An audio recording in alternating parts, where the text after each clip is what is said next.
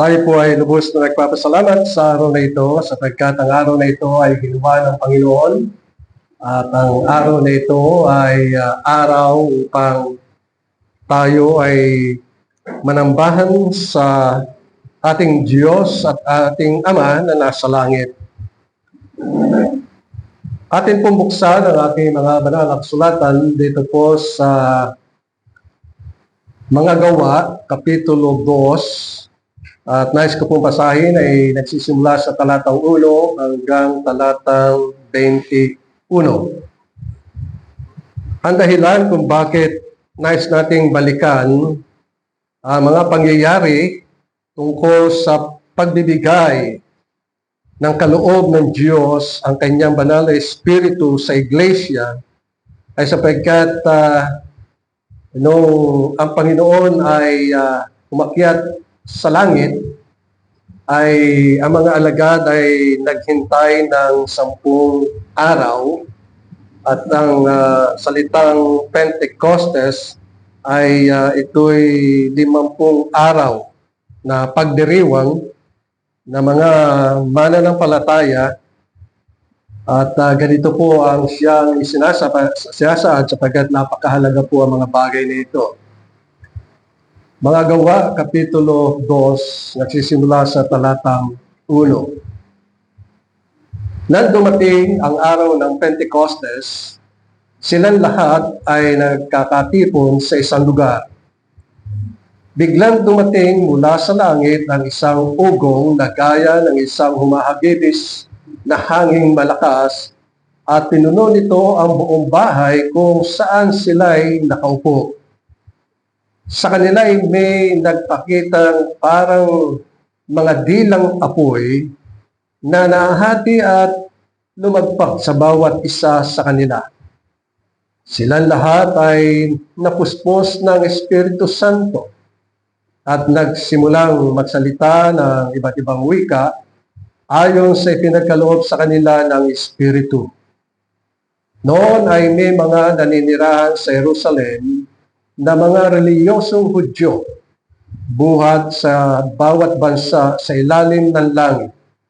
Dahil sa ugong na ito ay nagkatipon ang maraming tao at nagkagulo sapagkat naririnig nila ang bawat isa na nagsasalita sa kanilang sariling wika. Sila ay nagtaka, namangha at nagsabi, "Tignan ninyo, hindi ba mga taga-Galilea ang lahat ng mga nagsasalitang ito? Paano naririnig natin ang bawat isa sa atin ang ating sariling wika kinagisnan? Ang mga Parto at mga Medo at mga Elenita at mga naninirahan sa Mesopotamia, sa Judea, at sa Cappadocia, sa Ponto at sa Asia, sa Phrygia at Pamphylia, sa Ehipto at sa mga lupaing Libya na nasakop ng Cyrene at mga panauhing taga-Roma, mga Hudyo at gayundin mga naging Hudyo, mga Turteo at mga Arabe, ay naririnig nating nagsasalita sa ating mga wika tungkol sa mga makapangyarihang gawa ng Diyos. Silang lahat ay nagtaka at nagulithanang nagsinasabi sa isa't isa, ano ang kahulugan nito? Ngunit ang iba nanlilibak na nagsasabi sila'y lasing sa bagong alak. Ngunit si Pedro, na nakatayong kasama ng 11, ay nagtaas ng kanyang tinig at nagpahayag sa kanila, "Kayong mga kalalakihan ng Judea at kayong lahat na naninirahan sa Jerusalem, malaman sana ninyo ito at makinig kayo sa aking sasabihin. Ang mga ito'y hindi lasing, na gaya ng inyong inaakala sapagkat ngayon 3 oras pa lamang Ngunit ito ay yung ipinahayag sa pamagitan ni Propeta Joel. At sa mga huling araw, sabi ng Panginoon, mula sa aking espiritu ay magbubuhos ako sa lahat ng laman, at ang inyong mga anak na lalaki at mga anak na babae ay magsasalita ng propesiya. At ang inyong mga kabataang lalaki ay makakakita ng mga pangitain, at inyong matatandang lalaki ay mga nanaginip na mga panganaginip, maging sa aking mga alipin, lalaki at mga alipin babae. Sa araw na iyon ay magbubuhos ako mula sa aking espiritu, at sila ay magsasalita ng propesiya, at magpapakita ako ng mga kababalaghan sa langit sa itaas, at mga tanda sa lupa sa ibaba, dugo at apoy, at makapal na usok. Ang araw ay magiging kadiliman, at ang buwan ay dugo, bago dumating ang dakila at maluwalhating araw ng Panginoon. At mangyayari na ang bawat tumatawag sa pangalan ng Panginoon ay maliligtas. Hanggang doon lamang po ang ating pagbasa sa banal na kasulatan. Ang magiging teksto po natin ay narito sa talatang 19 na sinasaad, magpapakita ako ng mga kababalaghan sa langit sa itaas, at mga tanda sa lupa sa ibaba, dugo at apoy at makapal na usok. Ang magiging tema po natin, mga minamahal, ay ang tanda sa ibabaw ng lupa. The signs in the earth beneath. Today ay ating sasariwain ang mga bagay na nangyari dito sa mga alagad dito sa Kapitulo 2. Sapagkat dito ay sinasaad ang tungkol sa pangako ng Panginoon tungkol sa banal na Espiritu. Ito yung binanggit ni Pedro dito sa talatang 17, na binabanggit dito ang bagay na ito, at sa mga huling araw, sabi ng Panginoon, mula sa aking Espiritu ay magbubuhos ako sa lahat ng laman, at ang inyong mga anak na lalaki at mga anak na babae ay magsasalita ng propesiya. At ang inyong mga kabataan lalaki ay makakakita ng mga pangitain. Ang inyong matatandang lalaki ay mananaginip na mga panaginip. At binabanggit din dito ang mga sumusunod, tulad ng sinabi sa talatang 18, maging sa aking mga aliping lalaki at mga aliping babae, sa mga araw na yon ay magbubuhos ako mula sa aking espiritu, at sila ay magsasalita ng propesiya. Ito ay pangako ng Panginoon.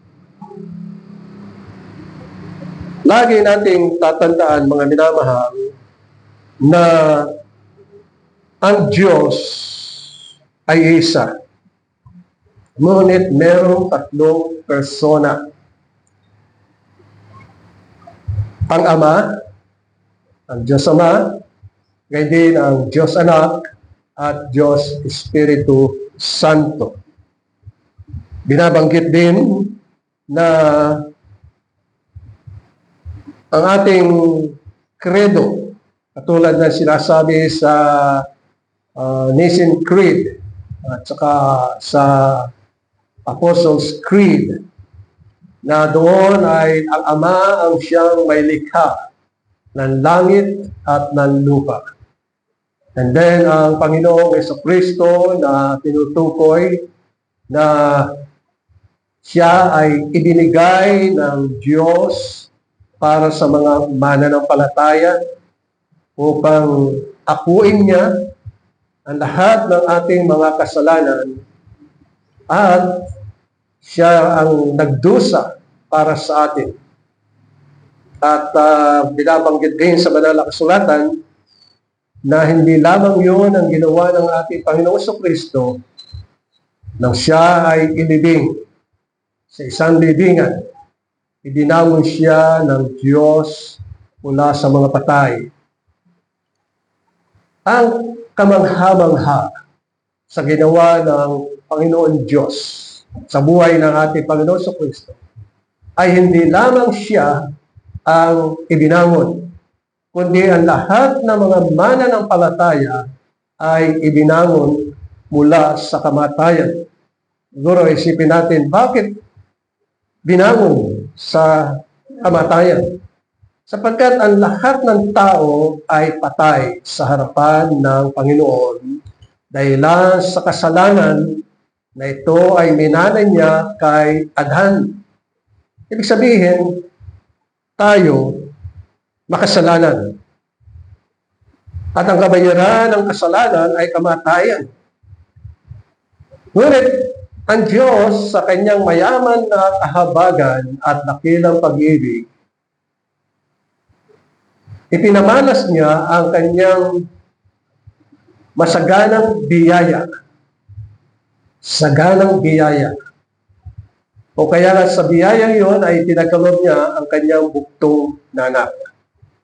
Na sino man sa kanya ay sumampalataya sa Panginoon Kristo ay huwag mapahamak kundi magkaroon ng buhay na walang hanggan. At yun ang siyang ginawa ng ating Panginoong Kristo. Kasama tayong binuhay. Tayo ay mayroong buhay na walang hanggan.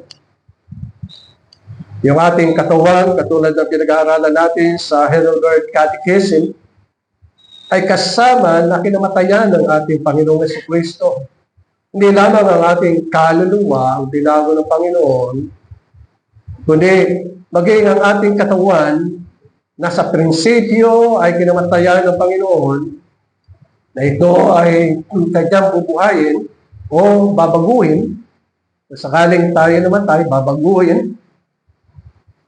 At tayo isa sa Panginoon magpakailanman, kaya ang ating katawan at ang ating kaluluwa ay muling magsasanib sa panahon ng Panginoon. Pero kung dumating ang Panginoon na hindi pa tayo namamatay, babaguhin tayo ng Panginoon, yung ating katawan. At tayo isa sa Panginoon magpakailanman. Iyan ang kabutihan na ginawa ng Panginoong Kristo.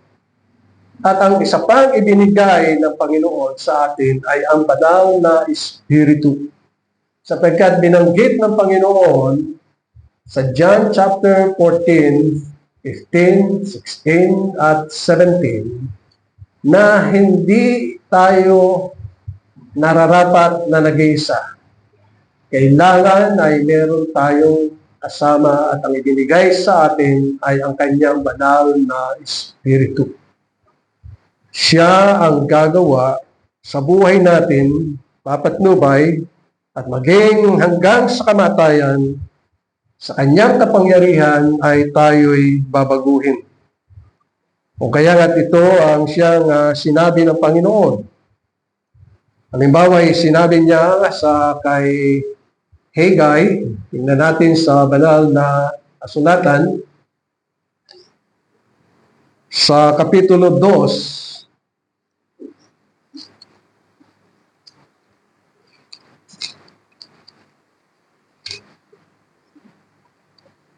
ng Haggai. O minsan napakahirap po pag medyo nagkakaedad kayo, yung inyong fingerprint nawawala na eh. Ang hirap magbukas ng pahina ng Bible. Lagi nyo kinakailangan binibilan, binabasa. Kaya napansin nyo doon sa mga bangko, Meron silang post daw na binababad nila yung kanilang mga hinlalaki. Sabi po sa Haggai chapter 2 verse 4 na ganito ang sinabi ng Panginoon hanggang verse 7, "Gaymay magpakalakas ka ngayon, o Zerubbabel," sabi ng Panginoon, "at magpakalakas ka, o Hosue, na anak ni Jehozadak, na pinakapunong pari. Lakasan ninyo ang inyong loob, kayong sambahayan sa lupain," sabi ng Panginoon. "Kayo'y magsigawa sapagkat ako'y sumasa inyo," sabi ng Panginoon ng mga hukbo, "ayon sa pangako na aking sinabi sa inyo nang kayo'y lumabas sa Ehipto. Ang aking espiritu ay maninirahan sa inyo." Inyong pansinin ang sinabi dito. Ang banal na espiritu ay pinagkaloob upang manirahan sa bawat puso ng mga mananampalataya. Huwag kayong matakot, sapagkat ganito ang sabi ng Panginoon ng mga hukbo, "Minsan pa, sa sandaling panahon, aking uugain ang langit at ang lupa, ang dagat at ang tuyong lupa.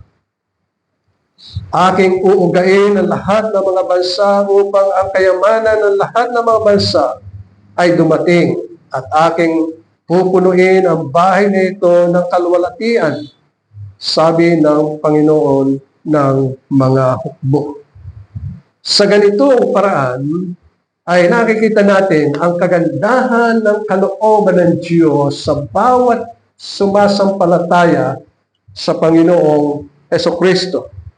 Ito ang kanyang kagandahan ng kalooban at kabutihan, sapagkat tayo bilang mula sa alabok, nilalang tayo ng Diyos mula sa alabok. Pag sinabing nilalang, ibig sabihin ay mula sa mapagpalang kamay ng Panginoon, tayo ay nilalang.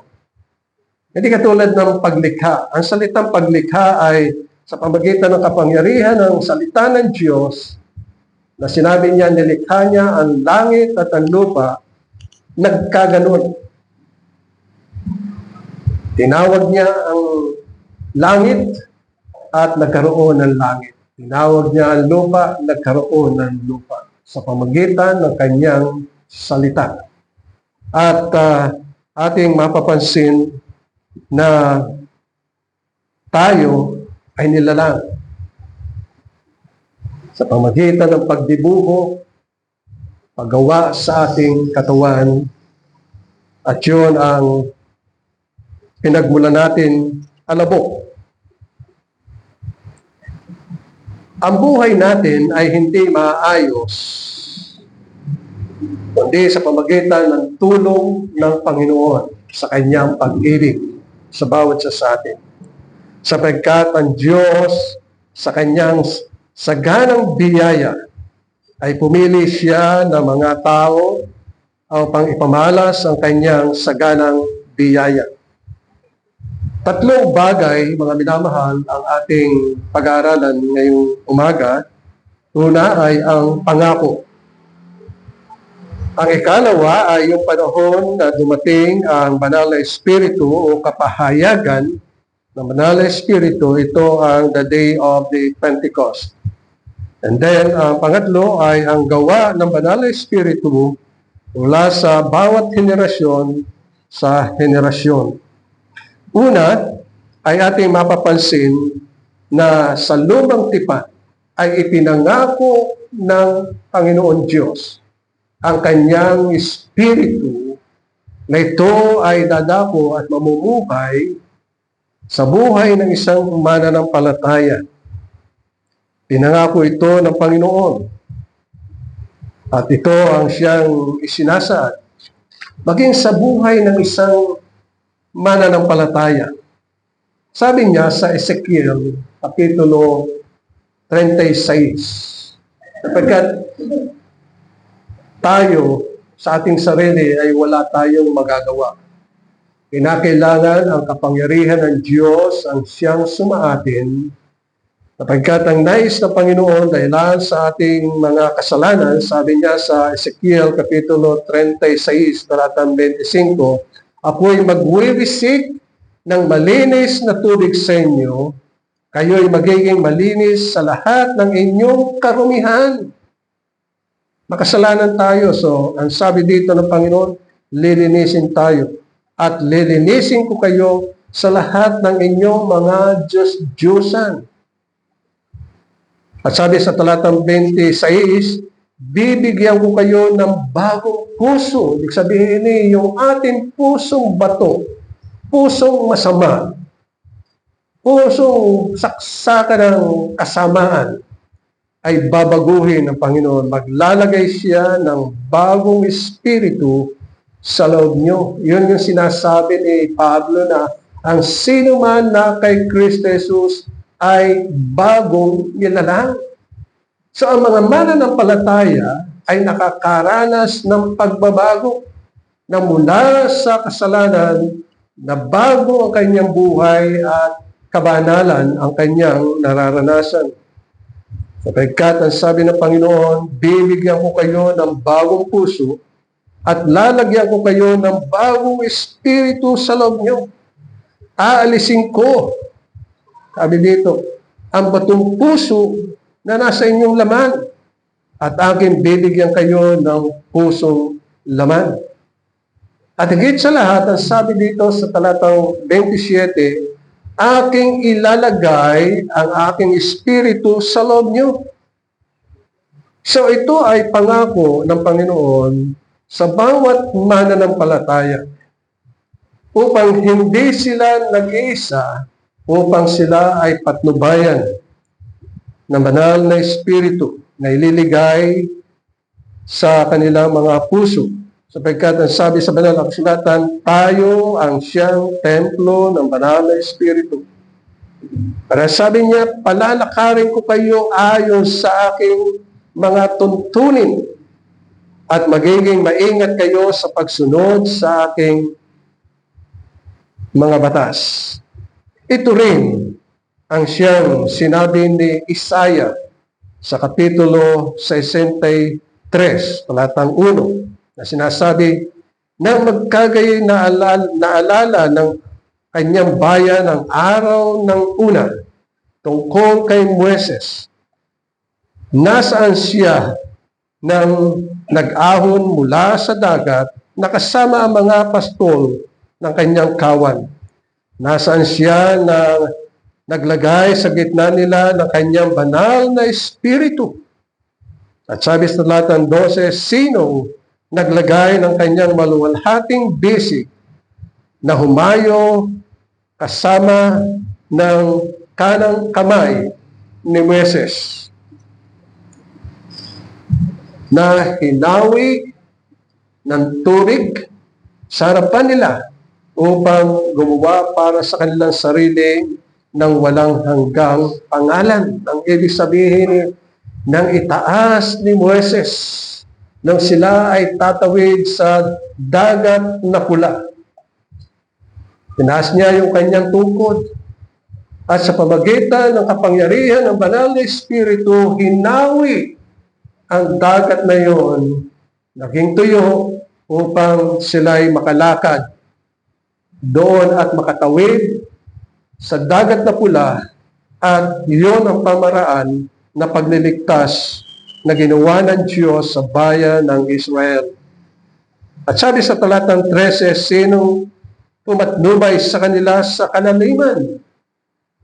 So naglakbay ang mga Israelitas sa loob ng 40 taon sa disyerto.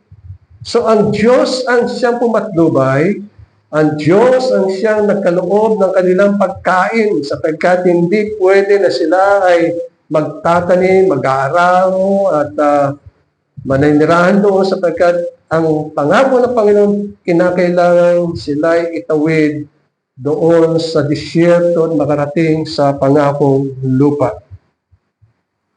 So, sino pumatnubay sa kanila sa kalaliman? Gaya ng isang kabayo sa ilang, ay hindi sila nakisod, sabi sa talatang 13 ng kapitulo 63 ng Isaiah.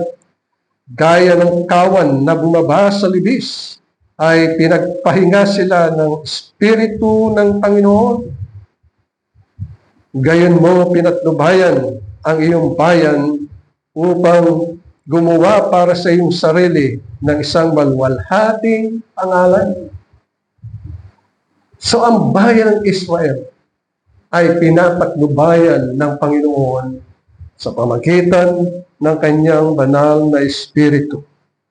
At dahilan sa natapos na ng Panginoon ang kanyang tungkulin sa ibabaw ng lupa, alalahanin natin, sabi ng Panginoon, siya ay galing sa langit. Ipinagkaloob ng Diyos para sa mga mananampalataya. Pag sinabi natin mananampalataya, ay doon sa mga sumasampalataya sa Panginoong Jesucristo na siya ang tagapagligtas at siya ang tagapamagitan. At tinutukoy sa banal na kasulatan na ang Panginoon ay gumawa ng isang pagpapahayag tungkol sa pagdating ng banal na Espiritu, sapagkat ang buhay na isang mananampalataya ay kinakailangang pinapatnubayan ng banal na Espiritu. Kaya nga itong panahon na dumating ang banal na Espiritu ay ika-50 araw at nagdiriwang ang mga Hudyo ng kapistahan. At sabi sa banal na kasulatan ay nagkakatipon-tipon ang mga alagad na bigla na lamang dumating mula sa langit ang isang ugong na gaya ng humahagilis na hanging malakas at pinuno nito ang buong bahay kung saan sila nakaupo.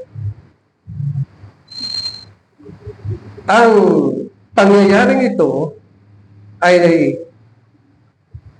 naranasan ng mga iba na siyang nakapaligid doon sa kinalalagyan ng mga alagad. Bagamat ang sabi dito ay sa talatang 3, sa kanila ay may napakita parang dilang apoy na nahati at lumapag sa bawat isa sa kanila. Silang lahat ay nakapuspos ng Espiritu at nagsimulang magsalita ng iba't ibang wika ayon sa ipinagkaloob. Inyong tandaan, ayon sa ipinagkaloob ng Espiritu. Ang pangyayaring ito ay naranasan at nakita ng marami sapagkat yung talatang 6 ay nagsasaad dahil sa ugong na ito ay nagkatipon ang maraming tao. Sabihin, habang sila'y gumagawa ng kanilang mga gawain, sapagkat mga negosyante itong mga Hudyong ito na nagmula sa iba't ibang lugar at maaaring sila ay naroon din para sa kapistahan na kanilang pinagdiriwang sa Panginoon. At nabanggit dito kung ano-ano ang kanilang pinagmulan na nagsisimula sa talatang 9 at napakarami nila.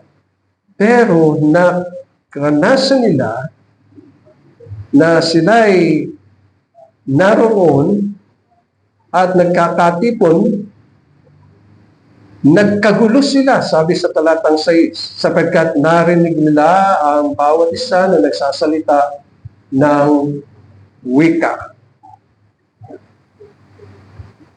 Ang salitang ito ay pagsasalita ng wika ng mga narito sa talatang 8 hanggang sa talatang 11. Alam nila. At ang kanilang sinasabi ay yung nasa talatang 11. na wika tungkol sa makapangyarihang gawa ng Diyos. So sinasaysay ng mga alagad sa iba't ibang wika ang ginawa ng Diyos na makapangyarihan. At mula rito ay marami ang siyang nanalig at sumampalataya sa Panginoong Jesucristo.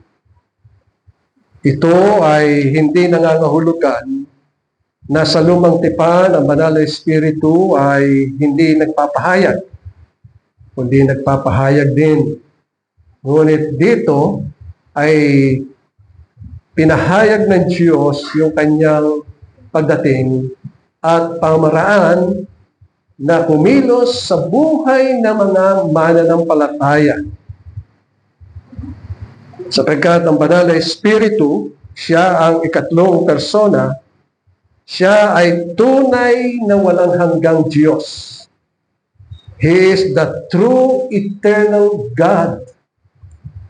Siya ay omnipresent. Ibig sabihin tulad siya ng Ama, ng Anak, na kahit saan lugar ay naroon siya. Omnipresent. And then omnipotent. Yung salitang yon, ibig sabihin ay makapangyarihan. Tunay na siya ay makapangyarihan. Omniscience. Tunay na siya ay maalam at matalino. At gayon din, hindi siya nagbabago. Immutable. Siya ay Diyos. Ang kanyang tungkulin ay gawin ng may kapangyarihan, kaluwalhatian, dangal, tungkol sa biyaya ng Diyos para sa mga itinakda sa buhay na walang hanggan.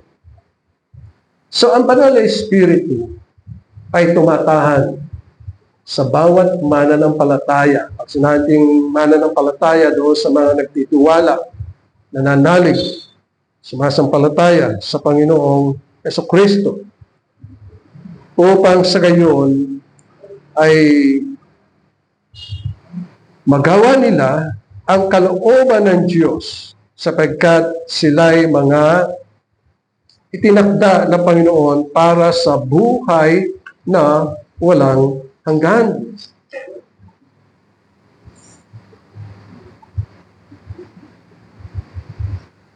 Ang pagkilos ng Panginoon sa pamamagitan ng Banal na Espiritu ay mahiwaga. Ang nakakabatid lamang nito ay ang mga mananampalataya.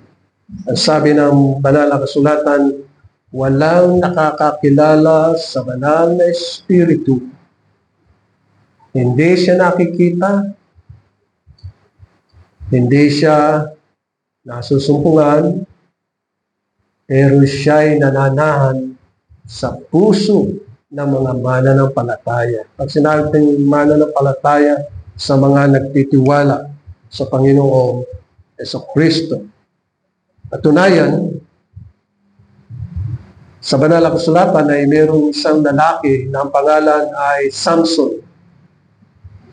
Ang lalaking ito ay makapangyarihan sapagkat sumasa kanya ang Banal na Espiritu. Nung siya ay dayain ng isang babae, naggalit siya. Siya ay nasa Gaza. Alam ba ninyo ang ginawa ni Samson? Tinanggal niya ang tinatawag na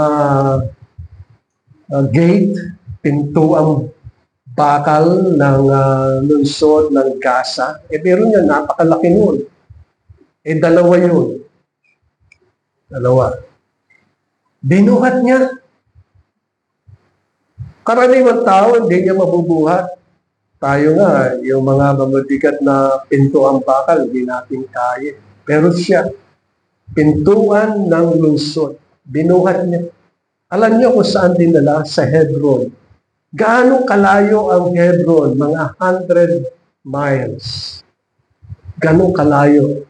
Siguro ito at saka Mabalacat or Angeles City. Ganyan. Ganun kalayo. Bit-bit niya sa kanyang balikat. Pero alam natin, sa karaniwang tao, hindi niya magagawa yun. Pero sa kapangyarihan ng Diyos, magagawa niya. Talagang mahiwaga. Ang isa pang hiwaga na makikita niyo mga minamahal, pag ang tao ay buhay, makakabuhat siya ng mabibigat na bagay. Makakalakad siya ng malayo. Makakatakbo siya. Makapag-e-exercise siya. Nag-iisa siya. Hindi niya kailangan ng tulong. Pwede niyang linisin ang kalsada. Pwede siyang gumawa ng mga bagay na naayon sa kanyang lakas. Pero ang hiwaga, pag ang taong yon ay namatay, alam ba ninyo kung ilan ang tao na kinakailangang bumuhat sa kanya? 4 o 6. Depende sa bigat. Pero yung pag namatay ang isang tao, 4 na tao ang maaaring bumuhat. Hindi kaya ng isa. Mabigat eh. Pero habang siya ay buhay, kayang-kaya niya na gawin ang lahat ng bagay. Pwede siyang tumalon, pwede siyang tumakbo, pwede siyang lumuha. Higit sa lahat, gayong kapangyarihan ng banal na Espiritu sa buhay ni Samson. At gayon din sa buhay ng mga mananampalataya. Sa buhay ng isang mananampalataya, maaari niyang talikdan ang lahat ng mga bagay na masasama sapagkat siya ay binanal ng banal na Espiritu dahilan sa ginawa ng Panginoong Jesucristo. O kaya nga dito ay tinutukoy ng banal na kasulatan na ipinangako ng Panginoon. Sabi sa John chapter 14, verse 16, ang sabi dito,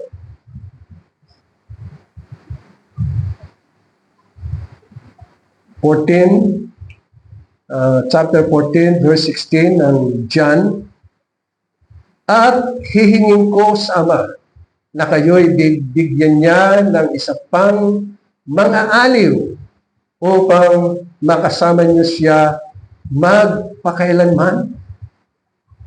Pero niyo ang ibibigay ng Diyos Ama sa pamagitan ng ating Panginoon sa Kristo ay ang mga aliw. Ang mga aliw ay tumutukoy sa banal na Espiritu. Yan ang dahilan kung bakit napahayag sa mga alagad ang pagdating ng banal na Espiritu, sapagkat ang banal na Espiritu ang siyang susubaybay at mag-iingat at papatnubay sa lahat ng mga mananampalataya from generation to generation to generation at maging sa ating kapanahunan na siya ang papatnubay.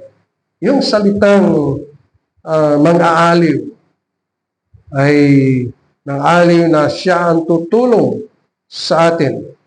At dito ay sinasabi sa verse 17, ito ang espiritu ng katotohanan, Spirit of Truth, na hindi kayang tanggapin ng sanlibutan.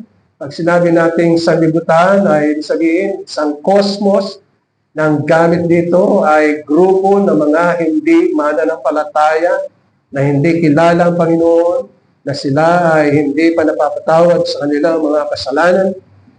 Sanlibutan.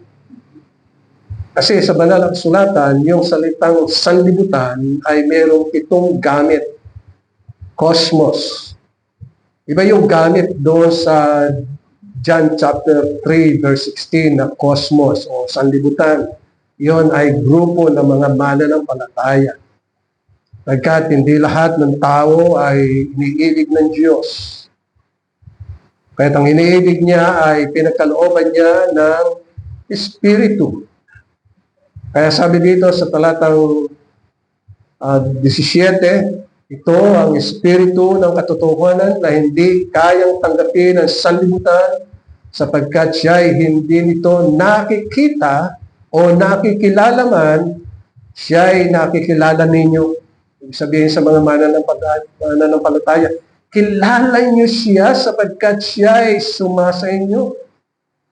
Ito ang sinabi, sapagkat siya'y nananatiling kasama ninyo at siya'y ay mapapa sa inyo. Kaya nga ito ang tinutukoy sa banal na kasulatan. At sabi niya sa talatang 8 ng kapitulo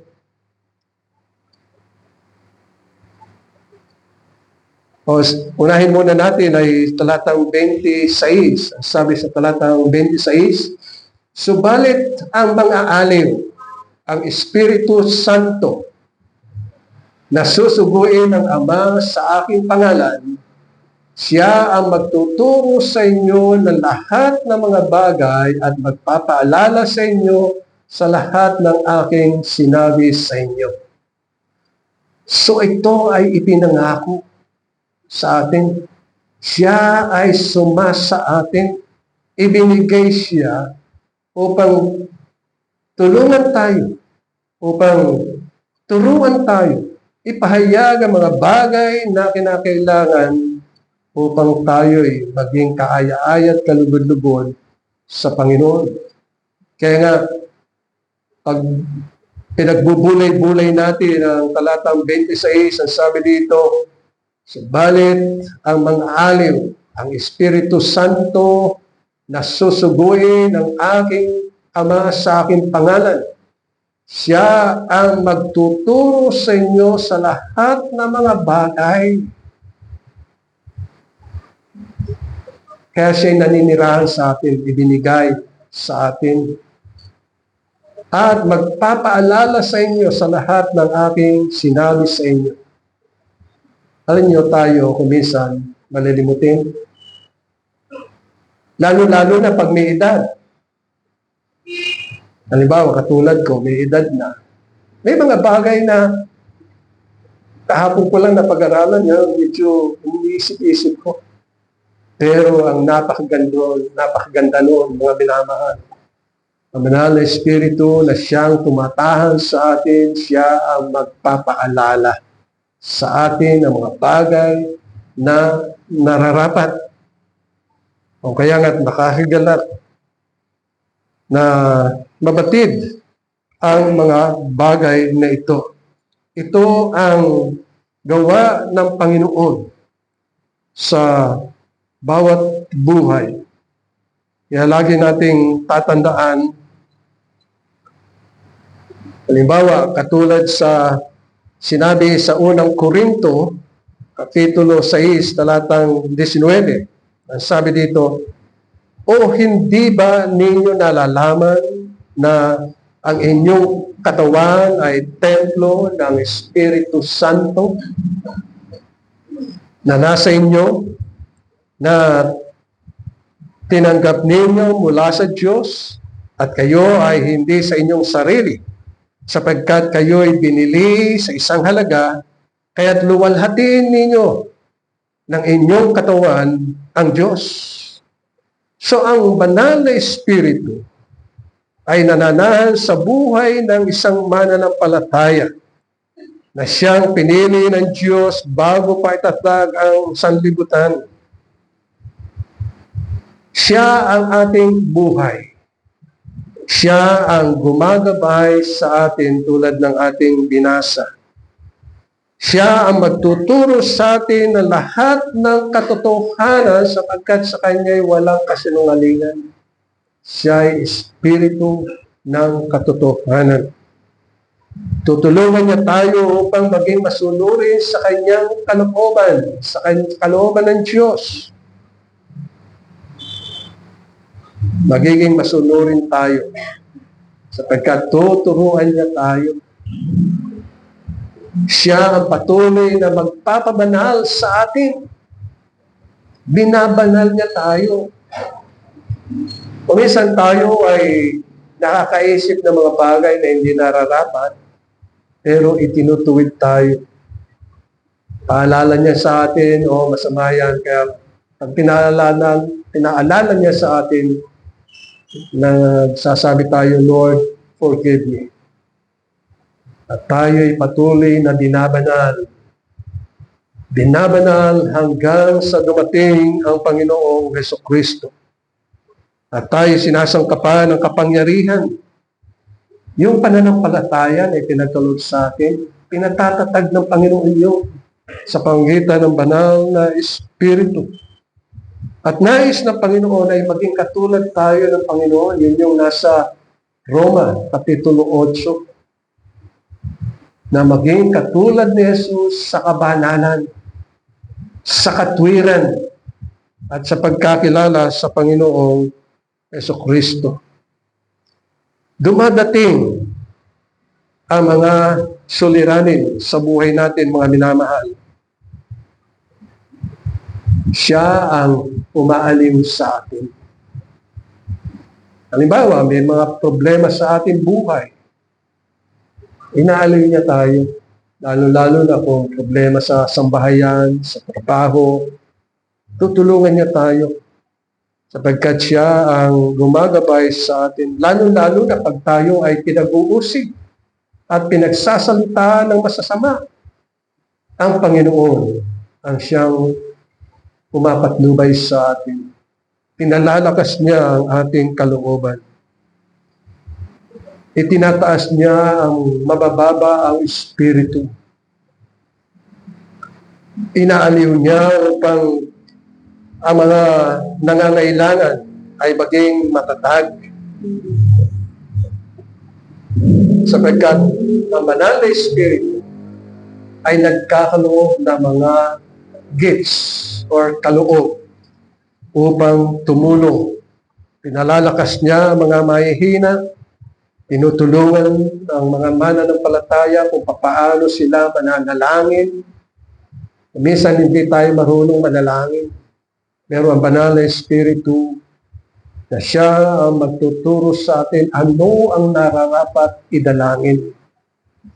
Binakikita niya sa atin ano ang mga bagay na dapat gawin para sa kalwalatian ng Panginoon. Ang nais ng Panginoon, tayo ay lumago sa biyaya. Nais ng Panginoon. Sapagkat ang Diyos ay sagana sa biyaya. At sa biyaya ng Diyos, tayo ay nangaligtas sa pamamagitan ng Panginoon sa Kristo. At tayo ang siyang pinapatnubayan sa pamamagitan ng kanyang banal na Espiritu.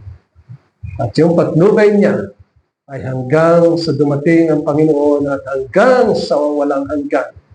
Sapagkat siya'y nananahan sa atin, sumasa atin, at sa atin magpakailanman hanggang sa eternity. Ang banal na Espiritu ay sumasa atin. Amen. Maraming salamat po, o aming Diyos. Ang mga bagay nito ay muli niyong pinaalala sa amin. At patuloy niyo kami pagpalain upang kami ay maging matuwid, sumusunod sa iyo. At lagi po namin alahanin ang mga gawa mo. Pagpalain niyo ang bawat sa amin sa matamis sa pangalan ni Jesus. Amen.